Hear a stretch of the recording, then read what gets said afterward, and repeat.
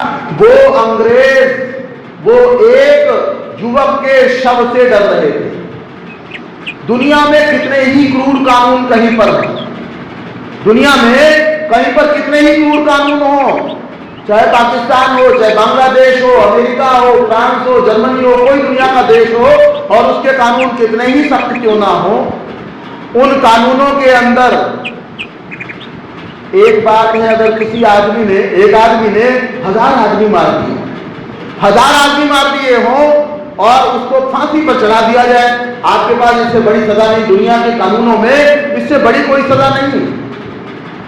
फांसी पर चढ़ा दिया जाए तो उसके शव को उसके परिजनों को सौंपा जाता है। दुनिया के किसी देश के किसी कानून में कहीं पर ऐसा नहीं लिखा हुआ कि हम शव नहीं देंगे, लेकिन आपके ये अंग्रेज जो संख्या में लाखों थे, एक आदमी के शव से इतना डर रहे थे कि उन्होंने वो शव उसके परिजनों को नहीं सौंपा। भगत सिंह का शव, जो अपने को कहते थे हम बड़े ताकतवर लोग हैं, वो लोग वो सारे मिलकर के एक आदमी के शव से घबरा रहे थे। क्या किया उस शव का? मारने के बाद, फांसी देने के बाद में शव को टुकड़े टुकड़े किया और टुकड़े टुकड़े करके एक बोरे के अंदर भर दिया, नदी के किनारे लेकर के गए और वहां जाकर के उसको आग लगा दी गई।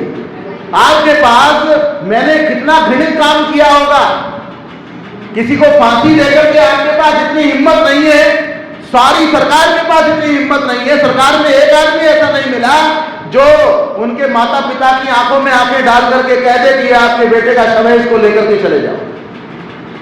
इतना सामर्थ्य उनके पास में नहीं है था, तो आप विचार करें कि वो व्यक्ति किस सोच का रहा होगा। तो इतना इतना महान, मुझे और आपको, हम लोग अपने बच्चों को बहुत कुछ सिखाते हैं। ये विद्यालय वाले, महाविद्यालय वाले और ये वर्ल्ड स्कूल चलते हैं आपके यहाँ पर, इंटरनेशनल स्कूल चलते हैं, स्कूल ऐसे ऐसे चलते हैं जिनकी फीस 6 लाख रुपए है। 6 रुपए फीस वाले विद्यालय हो कि 6 लाख फीस वाले विद्यालय हो, कहीं पर भगत सिंह क्या चाहता था ये कहीं पर नहीं पढ़ाया जाता।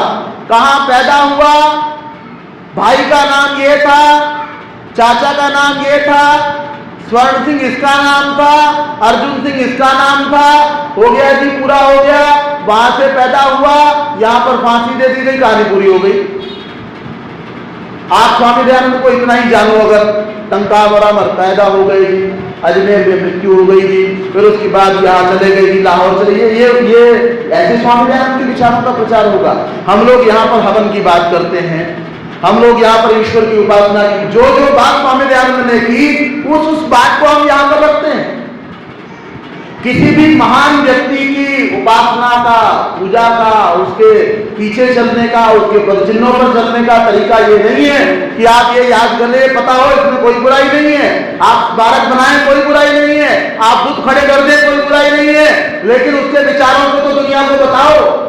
चाहे स्कूल 6 लाख वाला हो, चाहे स्कूल 6 रुपए वाला हो, चाहे स्कूल 600 रुपए वाला हो, किसी विद्यालय, मैंने आज तक कोई ऐसा विद्यालय नहीं सुना जो भगत सिंह के विचारों को पढ़ाता हो।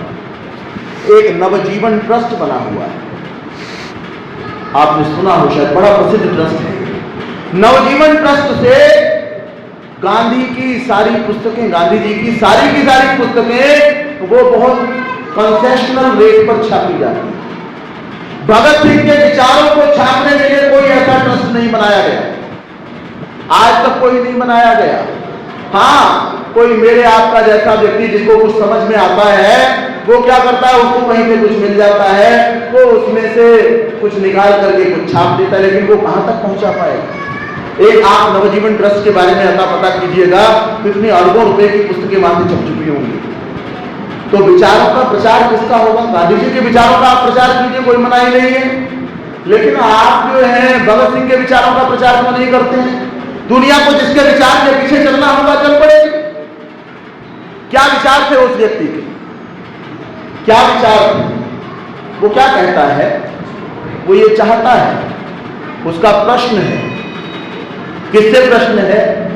हमारे देश के बड़े से बड़े नेताओं से प्रश्न है, विश्व के तमाम बड़े से बड़े नेताओं से प्रश्न है, और दुनिया के सारे पूंजीपतियों से प्रश्न है, जो संख्या में शायद 5% या 10% है। उन सारे 5% लोगों से, 10% लोगों से अपने बाकी 90% लोगों की ओर से वो प्रश्न करता है जिसका सवाल दुनिया के किसी माइका लाल के पास, किसी बुद्धिजीवी के पास आज तक नहीं आया। इसलिए कहा भैया इसके सवाल का जवाब नहीं है, मारो इसको। सारे चाहते हैं, एक पत्ते चाहते हैं, मार डालो। क्यों? क्योंकि ये सवाल खड़ा करता है, लोगों को अपने साथ जोड़ देता है, दुनिया इसके साथ चलने को तैयार है। इसको खत्म करो, इसको जीने का अधिकार नहीं। हम जिएंगे इस दुनिया के अंदर। क्या प्रश्न करता है वो? उसका प्रश्न ये है, वो कहता है कि जो व्यक्ति तुम्हारे घर के अंदर आकर के मार्बल का पत्थर लगा करके गया है, हमारे मेरे आपके घर में मार्बल के पत्थर लगे हैं, जो व्यक्ति मेरे आपके घर में मार्बल का पत्थर इतना बढ़िया फिट करके गया है, अच्छा हम खुद तो नहीं करते? ना मेरे घर मार्बल पैदा हुआ, ना मेरे गांव में पैदा हुआ, मार्बल कहीं और से आता है, लगाने वाला कहीं और से आता है, लगाता है, 20 साल 10 साल 50 साल रहता मैं हूं उस घर के अंदर।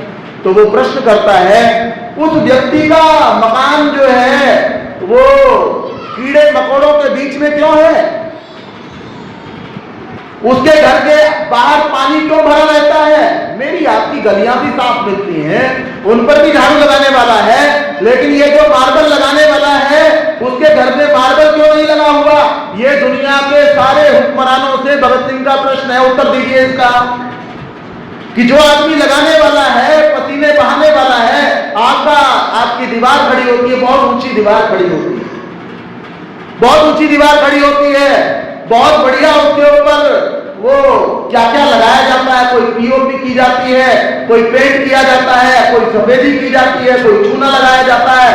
वो कहता है कि ये जो चूना लगाने वाला है, सफेदी करने वाला है, ये पेंट करने वाला है, आपके घर को बड़ा सुंदर चमका करके गया हुआ है, इसका अपना घर जो है वो उसी पेंट से, उसी एशियन पेंट से चमका हुआ क्यों नहीं? उसका ये प्रश्न है। उसके घर में मार्बल क्यों नहीं है? उसके घर के अंदर पेंट क्यों नहीं लगा हुआ है?